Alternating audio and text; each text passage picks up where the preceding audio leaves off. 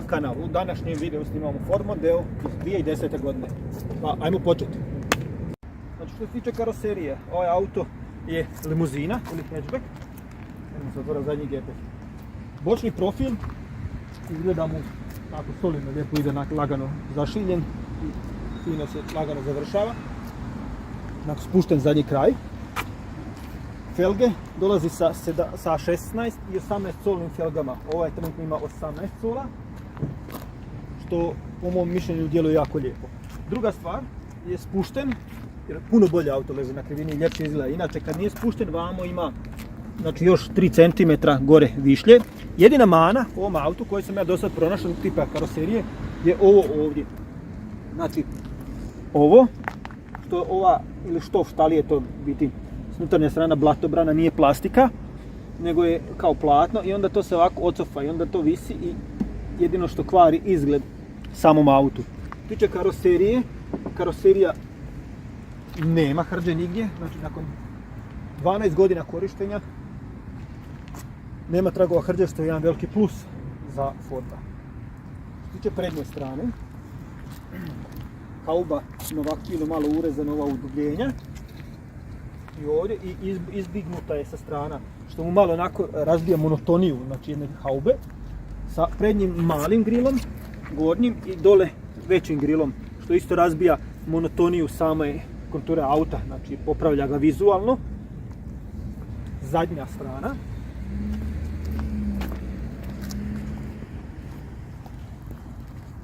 Zadnja strana, moj savjet bio obavezno da se stavite zadnji spoiler, jer daleko auto ljepše izgleda sa tim zadnjim spoilerom iz bočnog profila i od zada kad ga se gleda, znači naglasi mu taj neki zadnji kraj, ne znam kako bi to objasnio drugim riječima. Uglavnom, jako lijepo mu ocrta liniju, znači jednostavno dopuni auto. Unutrašnjost Ford Mondea, krenut ćemo sa materijalima. Materijali, guma, što je za 10 godina korištenja auto jako dobro, znači nema nigdje da je to otpušteno, da to nešto klepeće, ronda, da zvrnda, ne znam ja, dosta dobro odrađeno automobil, s obzirom da je 10 godina star na vratima, isto tako. Znači gore guma, karbon, imamo ručka ova karbon, mislim karbon, to je vjerojatno fake karbon, opet koža, imamo malo tvrde plastike i ovdje dole tvrda plastika. Znači, ajmo reći, ako ćemo gledati potom, to bi bila neka srednja klasa. Sredina, pijano plastika i guma skroz do dole, što je jedan veliki plus za Ford Mondea. Ok, što se tiče prostora u Mondeu, prostora za noge ima više nego dovoljno. Ja sam visok 185 i kad vozim auto pretežno ležim, znači nagnut cic mi bude dosta nazad. I što se vidi ima dovoljno mjesta i za noge i za glavu. I sjedala su dosta udobna. Što se tiče zadnje trupe, na zadnjem mjestu dosta udobno, prostora za noge ima za osobu 180, može sjediti, da ima malo više mjesta ne bi bilo oškode, međutim ovaj sjedalo je trenutno namješteno za mene i ja volim ležeći stav, tako da je to povučeno nazad. Jer sjedi neka, ajmo reći, normalna osoba, sjed bi bio još, znači bilo bi još mjesta i sic normalno povučen je skroz na kraj u ovom slučaju. Na sredini, ok, tu već malo i nije baš naj, ali za 2 odrasle osobe bez problema, za 3 mlađih isto bez problema se može voziti na dalje puteve. Znači možemo reći, 5-člana obitelj bez problema putuje s ovim autom. Ajmo na gepek. Gepek Ford Mondeo. Ono što svaki obiteljski auto treba imati, to je velik gepek, a ovaj to definitivno ima. Gepek u ovom sad slučaju nakrcan već nekim stvarima. Prostornost gepeka 540 litara, što se jako lako može proširiti spuštanjem sjedala, što ja sad naravno neću raditi. Meni je cilj ovog videa pokazati općenito kakav je Ford Mondeo. I motor, motor, što kažem, nakon 10 godina vožnje i 170.000 km pređenih.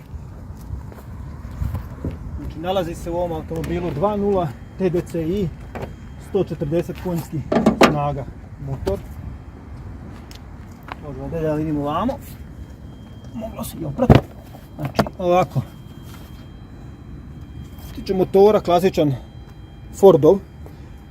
Peugeot i Citroen su razvili taj motor u zaradnji sa britanskim granom Forda. Motor nema tragova curenja ulja.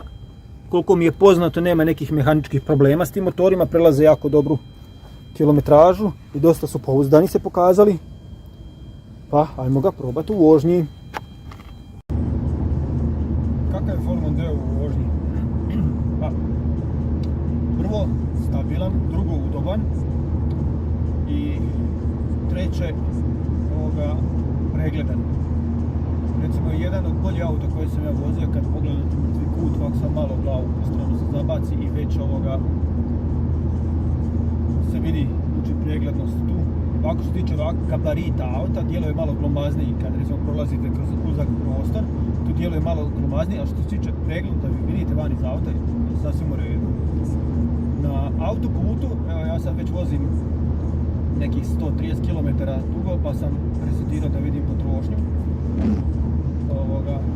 Pa kaže prosječna potrošnja 6,4 litre, s tim da ima malo gužve pa da ja malo ubrzavam na 100, prosječno ajmo reći vozim 130 baš radi mjerenja, ali bilo je i 160-170 povremenih dijelova, tako da ono malo varira.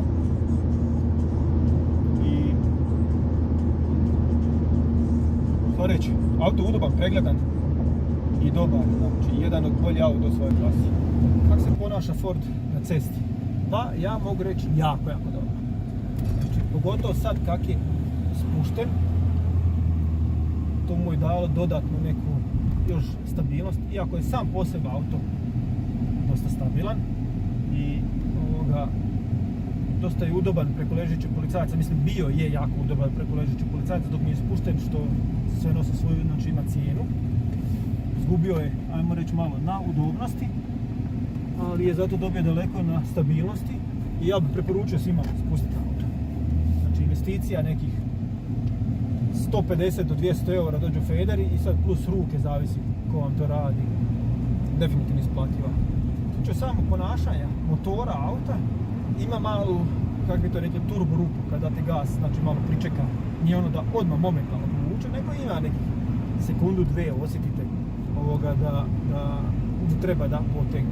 Što se tiče same vožnje, turbo ta rupa je nije toliki problem ako se ispravno šalta auto, neće to ni osjetiti. Međutim, ovo nije auto za trkanje, točno reći. Na autoputu ja osobno sam dostigao brzinu sa 240 km/h. Sad, da li je to točna brzina, ne mogu reći, to nije bila znači GPS brzina, nego je toliko pokazivo na satu. Tako da ovaj auto definitivno može dobro poteći. Možete je definitivno dobru kaznu sa njim. Što se tiče gradske vožnje, sam poseb dizel 2 litre i nije auto za gradsku vožnju, mada normalno ljudi koriste sve što imaju i kak imaju. Ne može svako se priuštiti 3-4 auta, pa da ima jedan samo za grad, jedan za obitelj, jedan za zabavu. U suštini, u gradskoj vožnji ovaj auto troši malo nešto više. Znači, prošla mu bila oko 8 litara mojeg mjerenja. To će neki reći puno, neki reći malo, međutim ja sam malo i osjetljiv na gasu i malo volim stisnut gas, tako da momentalno i to utječe na samu potrošnju u vožnji. To bi bilo to što se tiče auta u vožnji. Znači zaključak o ovom autu. Konkurencija Forda Mondea je Volkswagen Passat, Audi 4, BMW 3, Mercedes mislim E-klasa, Peugeot 400 sedmica, šta ima još, ima Citroen, koji su točno Citroen, ne znam baš najbolje Citroene. Uglavnom, za cijenu ovog auta teško da ćete kupiti jedan Audi ili jedan BMW s tom kilometražom. Što se tiče pouzdanosti ovih auta, neko su se pokazali pouzdaniji od BMW-a, Audija i samog Mercedesa. Što se tiče održavanja, što se tiče same cijene nabave auta, jako jedan zahvalan auto za obitelj. I na autocesti teško da će vas iko ostaviti recimo u prašnju neki Audi ili neki BMW te klase auta. moja preporuka bi bila definitivno da si pogledate te aute, nemojte na prvo ići Forda. Ne valja, ne znam, nije. Znači Ford je jedan jako dobri marki auta, mada kod nas malo podcijenjen i dobit ćete ga daleko jeftinije, kao što sam rekao, od Passata i od ostalih navedenih, ajmo reći takozvanih premium marki. To bilo to, vidimo se u sljedećem videu. Ćao!